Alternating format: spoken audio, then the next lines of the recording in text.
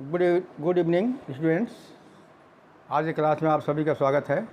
आज मैं आप लोगों को कुछ ख़ास चीज़ बताने जा रहा हूं जो कि आपके लाइफ में हर कदम पर आज के ज़माने में दरकार पड़ता है। जैसे किसी पास्ट इंडेफिनिट टेंस का यदि कोई सेंटेंस पास्ट इंडेफिनिट में हो तो उस सेंटेंस से या उस सेंटेंस को हम इंट्रोगेटिव या निगेटिव या डबल इंट्रोगेटिव या इंट्रोगेटिव निगेटिव में कैसे बदलते हैं, ठीक है। वही मैं आज आप लोगों को बताने जा रहा हूँ, ठीक है। तो आपसे मेरा रिक्वेस्ट है कि आप लोग काइंडली बोर्ड पर ध्यान देंगे और समझने का प्रयास करेंगे।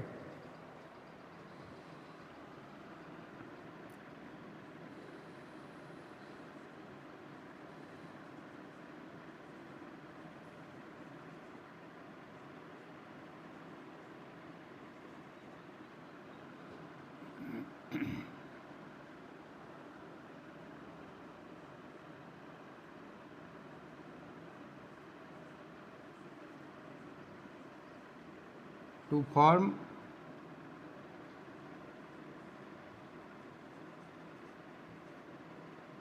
interrogative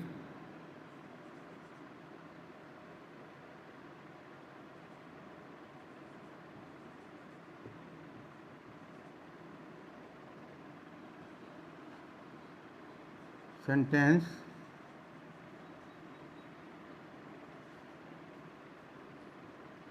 and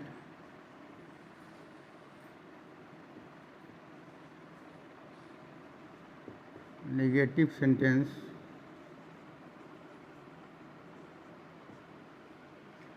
from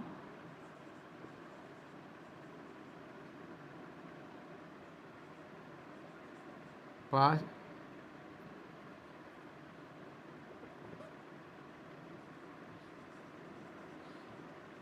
present indefinite।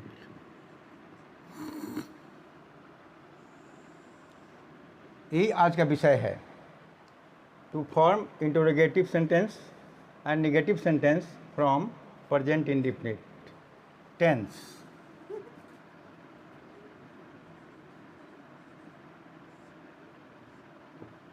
यानी यदि कोई सेंटेंस प्रेजेंट इंडेफिनिट टेंस में हो तो उससे या उस सेंटेंस को हम इंट्रोगेटिव या निगेटिव में कैसे बदलेंगे, ठीक है। तो ध्यान दीजिए,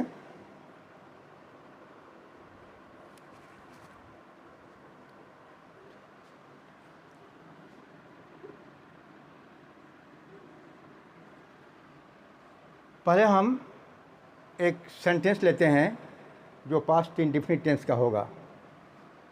आपको हम जब टेंस पढ़ाए थे तो पास्ट इंडेफिनिट माने मुख्य टेंस 3 होते हैं, प्रेजेंट, पास्ट और फ्यूचर। प्रत्येक का 4-4 काइंड हम बताए थे और प्रत्येक काइंड का जो स्ट्रक्चर या ढांचा होता है, आइडेंटिटी जो होता है, उसकी जो पहचान होती है, मैंने आप लोगों को वो सारी चीज़ें समझाने का प्रयास किया है पिछले वाले क्लास में, ठीक है। तो मैं फिर एक बार बता देता हूँ कि प्रेजेंट इंडेफिनिट टेंस का स्ट्रक्चर यानी ढांचा है ना क्या होता है। कारण देखिए, हर टेंस का कुछ न कुछ पहचान है। आइडेंटिटी जो होता है यानी पहचान जो होता है, ये बहुत ख़ास बात है। कुल टेंस मुख्य टेंस जो है 3 हैं, प्रेजेंट, पास्ट, फ्यूचर, और प्रत्येक के 4-4 काइंड्स हैं और प्रत्येक का कुछ न कुछ अलग अलग आइडेंटिटी है, पहचान है। पास्ट प्रेजेंट इंडेफिनिट का टेंस का कुछ अलग पहचान है, तो पास्ट इंडेफिनिट टेंस का कुछ अलग पहचान है, तो फ्यूचर इंडेफिनिट टेंस का कुछ अलग पहचान है। उसी प्रकार से प्रेजेंट कंटिन्यूअस का कुछ अलग पहचान है, पास्ट कंटिन्यूअस का कुछ अलग, यानी मेरा कहने का मतलब ये है हर टेंस का कुछ अलग अलग पहचान होता है, अलग अलग आइडेंटिटी होता है। तो हमें सबसे आवश्यक इस बात पर ध्यान देना होगा कि हर टेंस का क्या पहचान है, हर टेंस की क्या आइडेंटिटी है, उसको पहचानना पहले हमको बहुत आवश्यक है। तो देखिए, प्रेजेंट इंडेफिनिट टेंस का जो पहचान होता है, उसका स्ट्रक्चर होता है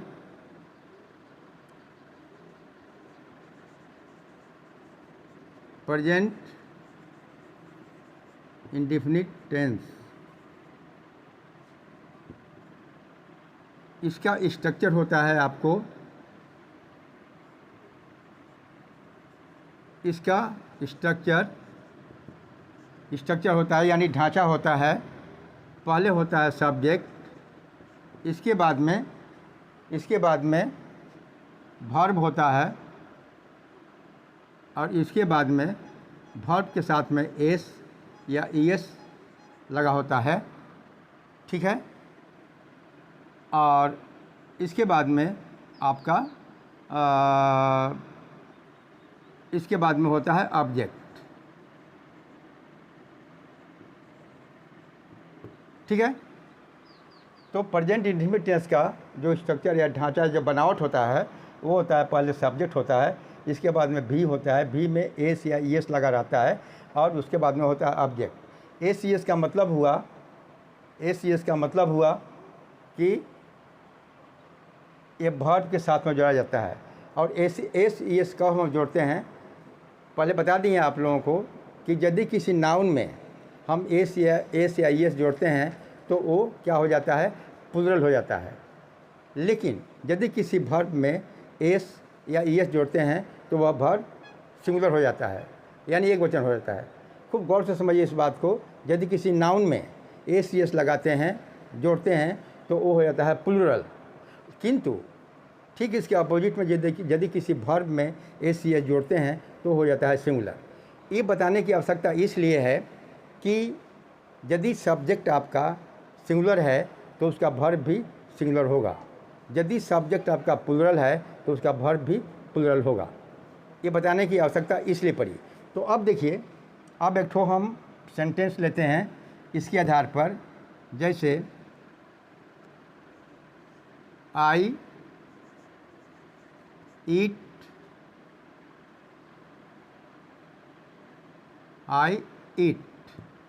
ठीक है।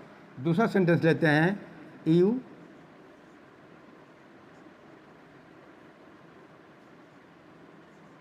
गो। तीसरा सेंटेंस लिखते हैं, ही डज। देखिए यहाँ पर 3 सेंटेंस आपके सामने है जो कि प्रेजेंट इंडेफिनिट टेंस का है, ठीक है। 3 सेंटेंस आपके सामने है जो present indefinite, I eat, you go, he does, ठीक है। ध्यान दीजिए यहाँ पर आई ईट, आई और यू को, ये जो आई और यू जो सब्जेक्ट है, इन दोनों को प्लूरल सब्जेक्ट माना गया है। इसलिए इनका जो वर्ब है ईट भी वर्ब रहेगा। यदि सब्जेक्ट प्लूरल है तो उसका वर्ब भी प्लूरल होगा, यदि सब्जेक्ट प्लूरल है तो उसका वर्ब भी प्लूरल होगा। तो यहाँ पर देखिए, ईट और गो ये 2 ठो वर्ब हैं जिनमें एस ईएस नहीं जोड़ा हुआ है, इसका मतलब है वो प्लूरल हैं।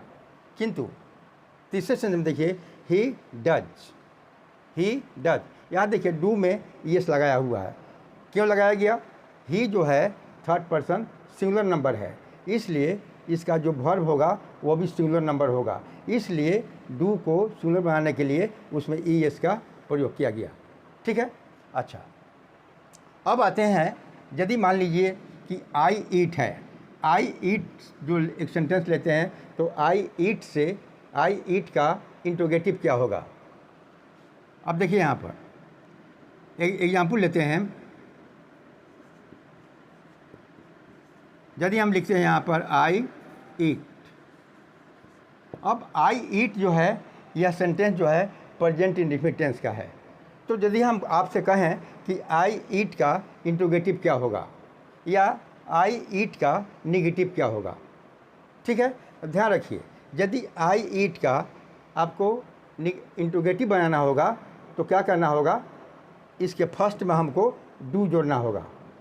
देखिए अब इससे इंट्रोगेटिव क्या बनेगा,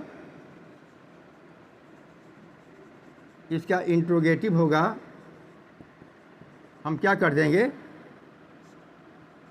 आई ईट का इंट्रोगेटिव होगा, इसमें हम डू पहले कर देंगे, डू आई ईट, और इसके बाद में क्वेश्चन मार्क लगा देंगे, हो जाएगा डू आई ईट। ध्यान रखिए, यदि और दूसरा, यदि मान लीजिए दूसरा है यू डू यू गो, ठीक है। अच्छा, तो आई ईट का इंट्रोगेटिव हो गया डू आई ईट। ध्यान दीजिए, आई ईट जो है इसका इंट्रोगेटिव यानी प्रश्नवाचक क्या हो जाएगा, डू आई ईट। जब आई ईट में हम डू लगा देंगे तो आपको आई ईट का इंट्रोगेटिव डू आई ईट होगा, माने इंट्रोगेटिव माने प्रश्नवाचक सेंटेंस हो गया। अब देखिए, अब यदि मान लीजिए कि यदि हमको इसका निगेटिव बनाना हो, आई ईट का यदि निगेटिव बनाना हो तो क्या करेंगे, इसमें हम डू नॉट लगा देंगे। जैसे आप देखिए निगेटिव क्या होगा, लगा देंगे आई डू नॉट ईट। देखिए आई ईट का जब हमको इंट्रोगेटिव बनाना होगा यानी प्रश्नवाचक माने प्रश्नवाचक बनाना होगा तो उससे पहले हम डू लगा देंगे, डू आई ईट। फिर यदि आई ईट का निगेटिव बनाना होगा तो हम क्या कर देंगे, आई के साथ में डू नॉट जोड़ करके और ईट लिख देंगे, हो जाएगा आई डू नॉट ईट। ठीक है। अच्छा, अब यहाँ पर ध्यान दीजिए, दूसरा है यू गो, यू गो। अब यू गो का इसी के आधार पर इंट्रोगेटिव क्या होगा, देखिए इसका इंट्रोगेटिव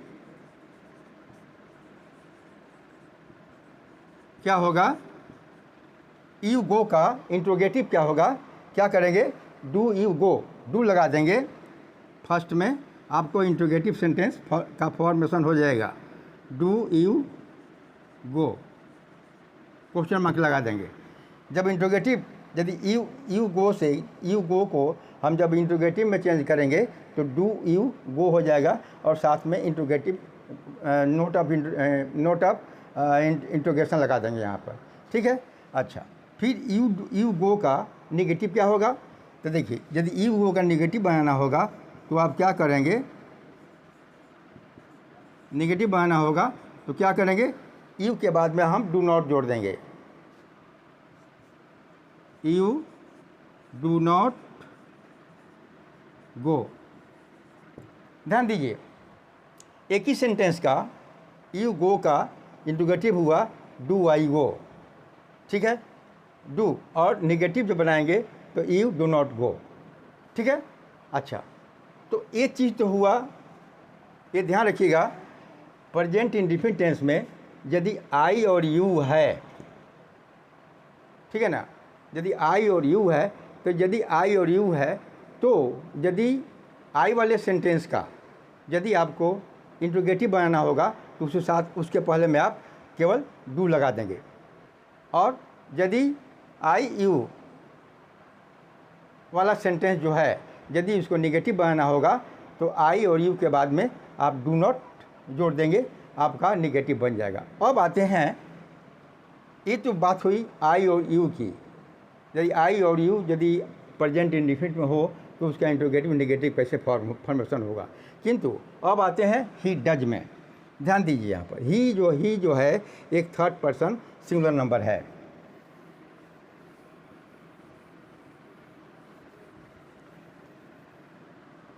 अब आते हैं ही डज।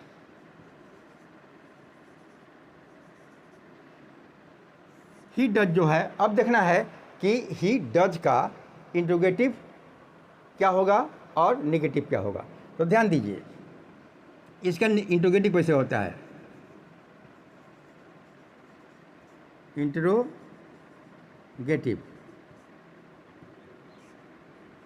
ही डज का इंट्रोगेटिव कैसे होगा। आई ईट का इंट्रोगेटिव बनाया कि आई के पहले हम डू लगा दिया या यू के पहले हम डू लगा दिया, ठीक है। लेकिन जब हम ही डज का इंट्रोगेटिव बनाएंगे तो इसमें डू तो आएगा,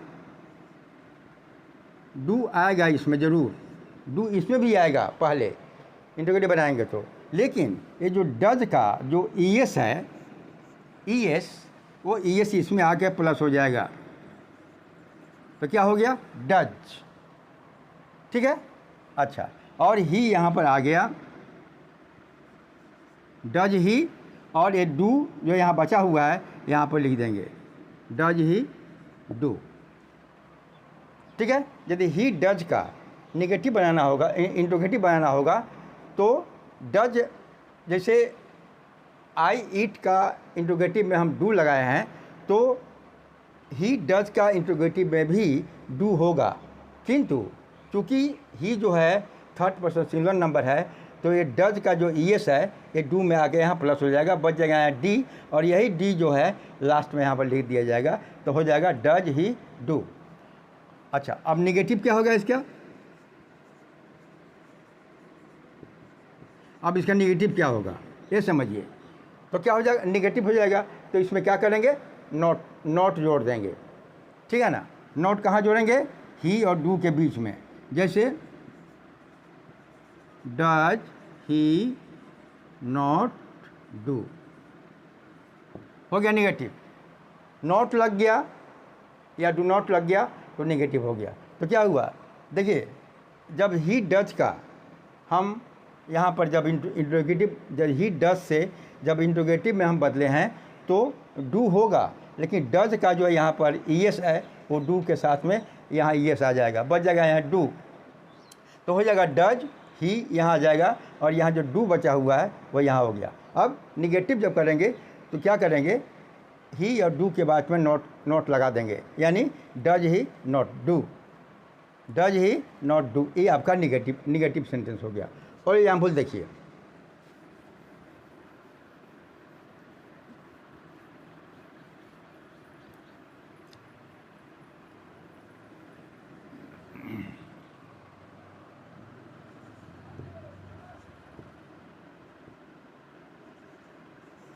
नंबर 2 देखिए, और सेंटेंस देखिए, यू आई राइट, ठीक है, यू राइट, ठीक है, और ही राइट्स। ध्यान दीजिए, यहाँ पर 3 सेंटेंस है, I write, you write, he writes. देखिए अब ही राइट, आई का जो वर्ब है राइट, आई और यू का जो वर्ब राइट, इसमें ए सी एस नहीं जोड़ा गया। क्यों नहीं जोड़ा गया, इसलिए कि आई और यू जो है प्लुरल है, इसलिए उसका वर्ब भी प्लुरल होगा, ठीक है ना। और ही राइट्स, ही के साथ में जो राइट आया उसमें एस जोड़ दिया गया, राइट्स हो गया। तो ही वाले राइट में हम एस क्यों जोड़ा, इसलिए कि ही जो है सिंगुलर है तो उसका वर्ब भी सिंगुलर होना चाहिए। और आपको पता है यदि किसी वर्ब में हम ए सी एस जोड़ देते हैं तो वो सिंगुलर हो जाता है, ठीक है ना। देखिए, सब्जेक्ट और वर्ब के एग्रीमेंट में आपको पढ़ाया जाएगा कि यदि सब्जेक्ट, कारण कि सब्जेक्ट और वर्ब दोनों का तालमेल एग्रीमेंट होना चाहिए। यदि सब्जेक्ट सिंगुलर है तो उसका वर्ब भी सिंगुलर होगा, यदि सब्जेक्ट प्लुरल है तो उसका वर्ब भी प्लुरल होगा। और ये भी बताया गया आप लोगों को कि वर्ब को सिंगुलर बनाने के लिए वर्ब में ए सी एस जोड़ा जाता है। जब तक हम किसी वर्ब में ए सी एस नहीं जोड़ेंगे वो हमेशा प्लुरल में ही रहेगा, ठीक है। तो अब देखिए, अब यहाँ आते हैं, अब देखते हैं आई राइट का इंट्रोगेटिव और नेगेटिव क्या होता है। ध्यान दीजिए, आई राइट, ठीक है। अब आई राइट का इंट्रोगेटिव क्या हो जाएगा, क्या हो जाएगा इंट्रोगेटिव, इसका इंटरव्यू क्या करेंगे, इसके पहले डू लगा देंगे, हो जाएगा do I right, do I right, ठीक है। अच्छा, अब आई राइट का निगेटिव क्या होगा, निगेटिव क्या होगा, क्या करेंगे इसमें, I do not right, I right का इंट्रोगेटिव होगा डू आई राइट, ठीक है, ओह सॉरी क्वेश्चन मार्क, और आई राइट का निगेटिव क्या होगा, आई राइट का आई के साथ में डू नॉट लगा देंगे और राइट लिख देंगे, निगेटिव हो जाएगा, तो क्या हो जाएगा, I do not right, I do not right, ये निगेटिव हो गया। अच्छा, अब देखिए यू राइट, अब यू राइट का इंट्रोगेटिव क्या होगा, डू यू राइट, पहले इसका इंट्रोगेटिव देखिए, इंट्रोगेटिव क्या हो जाएगा, इसके पहले डू लगा देंगे, इंट्रोगेटिव हो जाएगा, तो क्या हो जाएगा, डू यू राइट और क्वेश्चन मार्क लगा देंगे। ध्यान रहे इंट्रोगेटिव सेंटेंस में नोट ऑफ इंट्रोगेशन होता है, क्वेश्चन मार्क। अच्छा, अब इसका निगेटिव क्या होगा, निगेटिव क्या होगा, निगेटिव हो जाएगा, यू राइट का निगेटिव क्या होगा, you do not right, you do not right, ठीक है। अच्छा, अब आते हैं ही राइट्स। अब देखिए ही राइट्स जो है, यह आपका ही राइट्स का इंट्रोगेटिव और नेगेटिव कैसे होता है, क्यों, इसके साथ में वर्ब में एस सी एस लगा हुआ है। तो देखिए अब यहाँ पर लेते हैं ही राइट्स, तब अब इस ही राइट्स का इंट्रोगेटिव क्या होगा, इंट्रोगेटिव क्या होगा, क्या करेंगे, तो यदि ही राइट्स का इंट्रोगेटिव बनाना होगा तो इससे पहले हम डज लिखेंगे। पहले तो डू रहता है, डू तो सब में आता है, लेकिन यहाँ पर डू जो है, अब इसका देखिए यहाँ पर ये जो एस है, ये जो ई एस है यहाँ पर आ जाएगा, है ना, तो क्या हो जाएगा डज। अब इसके बाद में ही को यहाँ लाइए, डज ही, और राइट का जो फर्स्ट फॉर्म है वहाँ पर राइट लिख दीजिए, डज ही राइट, और नोट ऑफ इंट्रोगेशन लगा दीजिए, ठीक है। अब यदि निगेटिव बनाएंगे तो क्या हो जाएगा, निगेटिव बनाएंगे तो क्या हो जाएगा, क्या करेंगे, ही और राइट के बीच में नॉट लगा देंगे, तो क्या हो जाएगा, does he not right, does he not right, ठीक है, डज ही नॉट राइट। अच्छा, ये तो इंडिकेटिव नेगेटिव हो गया। अच्छा, अब देखिए यहाँ पर ही राइट है, राइट, तो अब इसका नेगेटिव क्या होगा, he does not right, negative हो गया, ही डज नॉट राइट, ठीक है।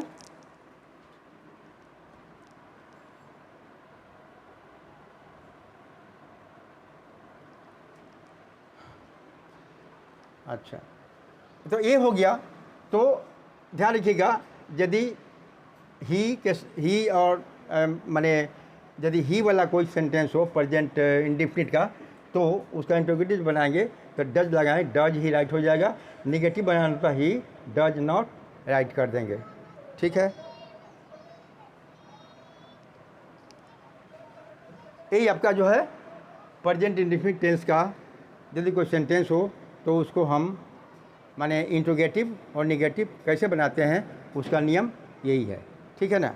तो आज के क्लास में बस इतना ही, तब तक के लिए धन्यवाद।